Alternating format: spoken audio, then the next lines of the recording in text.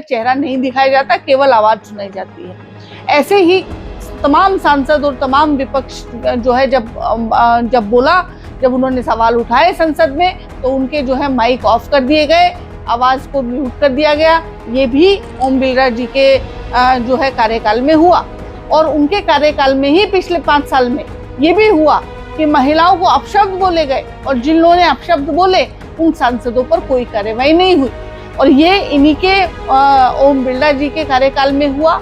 हमारी 17वीं लोकसभा में ने ये काले अध्याय भी देखा कि जब संसद में जो एक सांसद को रमेश बिधूरी जी ने साफ तौर पर उनके धार्मिक उस पर लांछन लगाए, उनको गालियां दी, और इस प्रकार की चीजें ये संसद में पहली बार देखने को मिली। लेकिन उसके बाद भी उस सांसद को बजाय की सजा देने के या उनको निलंबन करने के उनकी जो है उनको बाकायदा तरक्की दी गई। इस प्रकार से तमाम चीजें हैं। चाहे मैं बोलूं कि पार्लियामेंट्री स्टैंडिंग कमेटी के सामने केवल 16% जो है वो मामले लाए गए।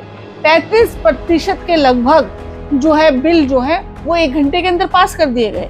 ये भी इस पार्लियामेंट में होगा। इस पार्लियामेंट के 17वीं लोकसभा का जो हमारा कार्यकाल था, उसमें संविधान को लगातार तार करने का जो है काम और भाजपा ने और स्पीकर साहब ने किया, और इसके अलावा लोकतंत्र को पूरी दुनिया में शर्मिंदा करने का काम किया। जो आज तक लोकसभा में नहीं हुआ था, जो आज तक संसद में नहीं हुआ था, वो चीजें 17वीं लोकसभा में भाजपा के कार्यकाल में ओम बिरला जी के स्पीकर रहते हुए वो चीजें हुई। हालांकि अब विपक्ष मजबूत है और राहुल गांधी जी अब जो है विपक्ष के नेता है, एलओपी है, तो ये बात तो खैर भाजपा भूल जाए कि इस प्रकार की जो उन्होंने पहले किया, जैसे राहुल जी का जो है निलंबन करना और उनसे उनका घर भी ले लेना, इस प्रकार की चीजें जो विपक्ष पर अत्याचार किए और विपक्ष को दरकिनार करने का काम जो है इस सरकार ने किया, वो तो खैर अब भूल जाए, क्योंकि जनता ने क्लियर जो है ये चीज को अब की बारी विपक्ष को इतना मजबूत करके संसद में भेजा है कि ये चाह कर भी इस तरह की चीजें नहीं कर पाएंगे।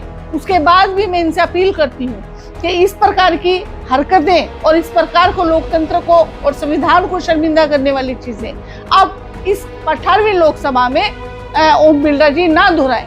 और विपक्ष का हमेशा भारत की देश की जनता से ये वादा रहा भी है और आज भी है कि जिस मजबूती से हमने आपकी आवाज पहले उठाई, इसी मजबूती से इस 18वीं लोकसभा में भी आपकी आवाज उठाई जाएगी। और चूंकि अब राहुल गांधी जो है विपक्ष के नेता है और लगातार राहुल गांधी जी जो है युवाओं से, महिलाओं से, दलितों से, बेरोजगारों से, पिछड़ों से, किसानों से, युवाओं से, छात्रों से, महिलाओं से जुड़े रहे हैं, तो वो उनको अभी जो है जो उनकी आवाज बनकर जो वो आज विपक्ष में और संसद में बैठे हुए हैं, उनकी आवाज को उठाएंगे और इस पूरे समाज को, इस पूरे देश में जो आज वंचित है, उसको न्याय दिलाने का काम जो है वो कांग्रेस पार्टी और राहुल गांधी जी करेंगे। इंडिया गठबंधन करेगा, विपक्ष करेगा।